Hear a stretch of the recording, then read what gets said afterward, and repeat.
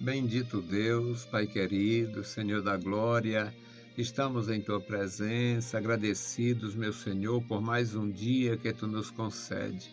Obrigado, Senhor, pela Tua bondade, pela Tua graça, obrigado, Senhor, pela manifestação de Jesus Cristo.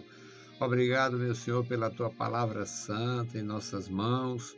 Nos dá, meu Senhor, a graça, a compreensão, a capacidade, Senhor, de aprender, pôr em prática e glorificar o Teu nome. Abençoa os nossos irmãos, nossos ouvintes, nossos ajudadores, intercessores. Pai, abençoa e guarda cada um. Senhor do céu e da terra, Pai querido, ouve a nossa petição. Nós te pedimos e te agradecemos, Pai, em nome de Jesus. Saudamos a todos com a paz de nosso Senhor Jesus Cristo. Voltamos para apresentar o programa Glória ao Justo, programa da Escola Teológica União e Crescimento, a Unicresce. Esta é a edição 1272, ano 25. O tema de hoje, meus amados irmãos, o Senhor como refúgio, o refúgio do seu povo, o refúgio dos pobres. É algo maravilhoso. O texto bíblico para nossa meditação, o Salmo de número 14. Desde o começo da história humana que houve o desvio de conduta, que houve o crescimento da corrupção e da maldade, desde o princípio que tem acontecido na sociedade uma divisão e uma parte serve a Deus ou reconhece a existência, o poder, a bondade de Deus, e outra parte nega. A outra parte nega a existência do Senhor, nega a necessidade de ouvir, de aprender, de obedecer, busca soluções da sua forma. Uma grande parcela serve ao diabo abertamente, no espiritualismo, sem saber de nada, e prefere ouvir um cego que adivinha, uma cega que adivinha. Preferem ouvir alguém que escuta vozes, que consulta os demônios, os guias, do que ouvir a palavra de Deus. Isso é desde o começo do mundo e a gente não pode ignorar. O Salmo de número 14 vai mostrar para nós exatamente isto. Salmo 14, versículo 1. Disse o nécio no seu coração, não há Deus. Tem-se corrompido, fazem-se abomináveis em suas obras, não há ninguém que faça o bem. O Senhor olhou desde os céus para os filhos dos homens para ver se havia algum que tivesse entendimento e buscasse a Deus. Desviaram-se todos e juntamente se fizeram imundos. Não há quem faça o bem, não há sequer um. Não terão conhecimento os que praticam iniquidade, os quais destrói o meu povo como se comessem pão e não invocam o Senhor. Ali se acham em grande pavor, porque Deus está na geração dos justos. Vós envergonhais o conselho dos pobres, porquanto o Senhor é o seu refúgio. Oh, se de Sião já tivesse vindo a redenção de Israel, quando o Senhor fizer voltar os cativos do seu povo, se regozijará Jacó e se alegrará Israel. Louvado seja o nosso Deus para sempre. Querido Senhor, lemos a Tua palavra e suplicamos, ó Deus, pelos nossos ouvintes, os nossos irmãos, abençoa, guarda, ajuda, os nossos cooperadores, Pai, os nossos intercessores, os teus servos, meu Senhor, que estão sempre conosco. Te louvamos, Pai, pela tua bondade, a tua mão estendida sobre nós, a programação da escola, Senhor, e a tua igreja. Continua operando, Senhor, nas nossas congregações, na tua igreja como um todo, meu Senhor, guardando os teus servos, manifestando o teu poder, meu Senhor, no santo ministério. Pai bendito, Senhor da glória, nós te louvamos e te agradecemos em nome de Jesus. Amém. Louvado seja para sempre o nosso Senhor. Meus amados irmãos, a leitura que fizemos no Salmo 14 fala sobre a divisão da humanidade. Uns que acreditam em Deus e outros que não acreditam. Uns que buscariam e têm interesse de buscar a Deus, de pedir a graça, de recorrer ao Senhor, e os que não estão nem aí. E o Salmo inicia falando sobre o nécio. O nécio é aquele tolo, aquele idiota útil, aquele indivíduo que faz um curso e pensa que é o dono do mundo. Fez um curso, terminou contabilidade, terminou matemática, terminou medicina, terminou a engenharia, terminou, sabe fazer um prédio de 20, de 100, de 500 andares. Parece que não tem ainda de 500 andares.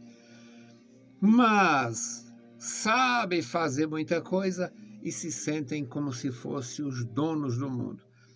Não olha para os velhos que estão caindo aos pedaços e não pensa que vai chegar à velhice, se tiver sorte, e vai cair os pedaços. São os nécios. Quando tem dinheiro e poder, humilha os outros, passa por cima, faz tudo que pensa, e pensam que são os donos da situação. E não se lembra que os seus avós não existem mais, que os seus pais às vezes também já se foram. E muitas vezes pessoas com excelente condição social e financeira morrem de uma forma vergonhosa, terrível e sem nenhuma esperança. Mas o nécio não considera essas coisas. Está aqui no Salmo 14, versículo 1. Disse o nécio no seu coração: não existe Deus, não tem céu. Céu é aqui, a gente passando bem, vivendo bem, viajando, passando as férias no exterior, nas grandes... É por aí. Não existe Deus, não existe céu. Diabo, você ainda acredita no diabo? Não existe, não. Está tudo aqui. Pois é. Disse o nécio no seu coração: não existe Deus, não existe céu, não existe prestação de conta, não existe inferno, não existe diabo, não existe nada, só existe nós aqui. Um com dinheiro que não sabe o que faz e o outro liso que não tem o que comer. Mas Deus não existe, o inferno não existe, o céu não existe, o diabo não existe. E vão enganando a si mesmo. Disse o nécio no seu coração: não existe Deus. Fazem-se abomináveis em suas obras. Devido a isto, matam crianças, matam idosos, roubam a nação. Estou descrevendo aqui o governo, não. Matam as crianças. Pode abortar, pode ser leviana e engravidar de estranho, e quando chegar em casa, quando tiver com 3 meses, mata. Abominável. Abominável corte, abominável ministra, abominável ministro, abominável presidente de partido, abominável defensor da morte. Tem-se corrompido, fazem-se abomináveis. Não há ninguém que faça o bem. Rouba a nação, rouba os planos de saúde, roubam as entidades de classe, roubaram o Postales, roubaram o Banco do Brasil, roubaram a Caixa Econômica, roubaram tudo. Se tornaram abomináveis, se fizeram abomináveis, se fazem abomináveis, matam idosos, matam jovens, estão destruindo. Aí tem a falsa ideologia. Não, estão matando só negros, estão matando branco também, de fome e de raiva e na violência. Quantos perdem a vida, vai trabalhar e ali são mortos. Abomináveis, autoridades perversas, mesquinhas, brincando com dinheiro, vendendo a consciência. Não há Deus, não existe Deus. Não existe Deus, não. Isso é coisa de crente, isso é coisa de gentinha. O versículo 2, Salmo 14. O Senhor olhou lá do céu. O Senhor olhou desde os céus para a humanidade, para os filhos dos homens, para ver se havia algum que tivesse entendimento e buscasse a Deus. Não encontrou. Haviam-se desviado, desviaram-se todos, juntamente se fizeram imundos. Volto à questão do aborto. Imunda ministra presidenta, imunda corte, imundos perversos que defendem a morte. Se fizeram imundos, não há quem faça o bem. Versículo 3. Não há um sequer, não há sequer um, não tem um que vote diferente, não tem um que fale diferente.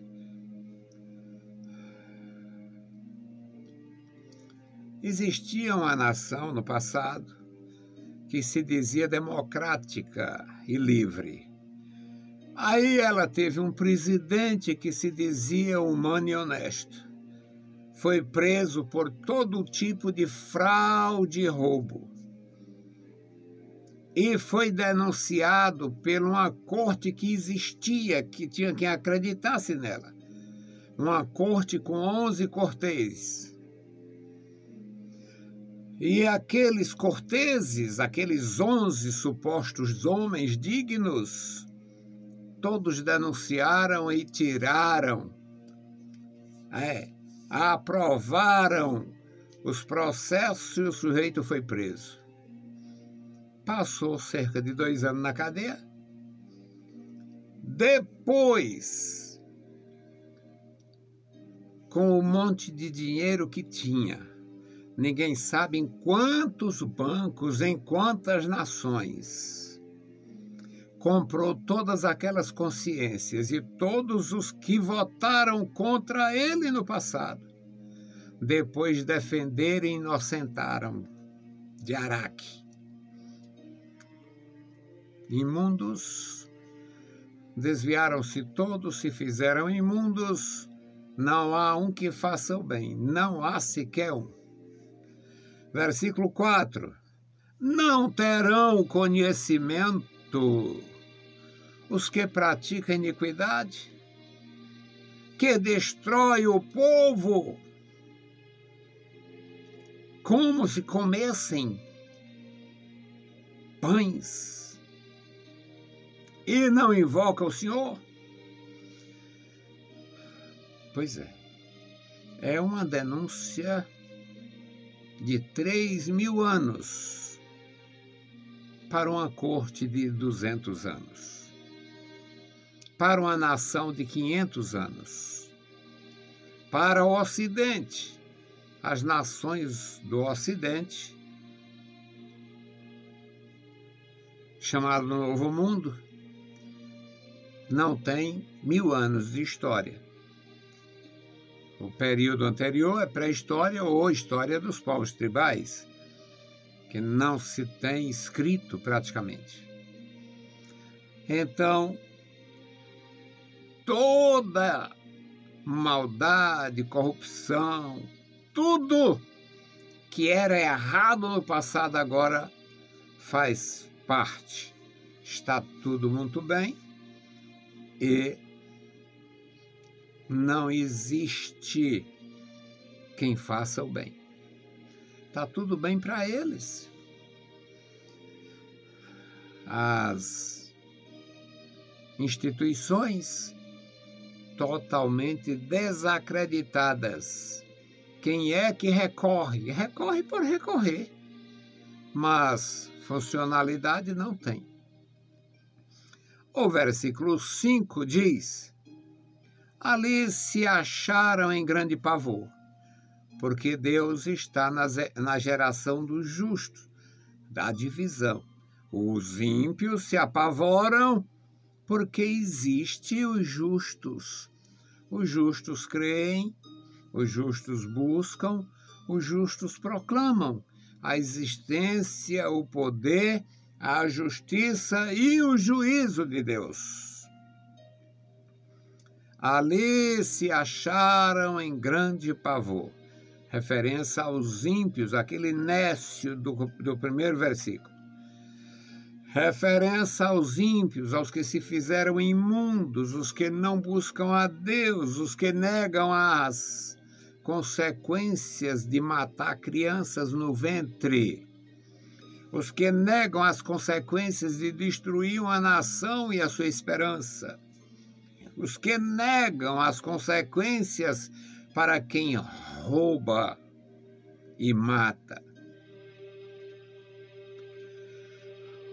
O versículo 6 diz: vós envergonhais o conselho dos pobres. Nossa nação, existia na nossa nação alguma coisa em relação aos pobres. Eu sou do tempo do atestado de pobreza. Depois houve uma mudança e disseram: não, o sujeito não precisa, além de já ser pobre total, ainda precisa ir gastar, sair, se deslocar para fazer o atestado. É só descrever, a pessoa confirmar que é pobre na forma da lei.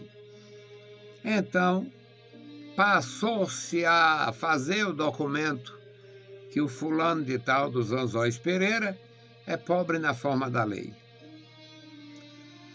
Aqui, envergonhais o pobre, porque depois desta história, eliminarem o atestado de pobreza, o sujeito com carro do ano, com casa boa e às vezes mais de uma, declarava pobreza para não pagar uma taxa no vestibular. Para não pagar determinada taxa, determinada coisa, declarava pobreza. Depois apareceu as leis raciais. Cota racial, não sei o quê. Aí vem lá a branquela, branca do olho de peixe, aquele olho nem é azul, nem é castanho. Um tipo de olho de peixe cozido, de tão branco que é. Aí bota lá no papel: sou negra, que é para não pagar. Envergonhais o conselho do pobre. Tira o lugar do pobre. Assume o lugar do pobre.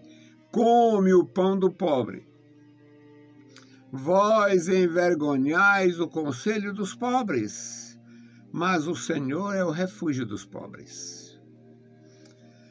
O último versículo, claro, o salmista era um judeu, era um filho de Israel, era descendente de Abraão, tinha a esperança messiânica, tinha a graça de Deus e a promessa divina.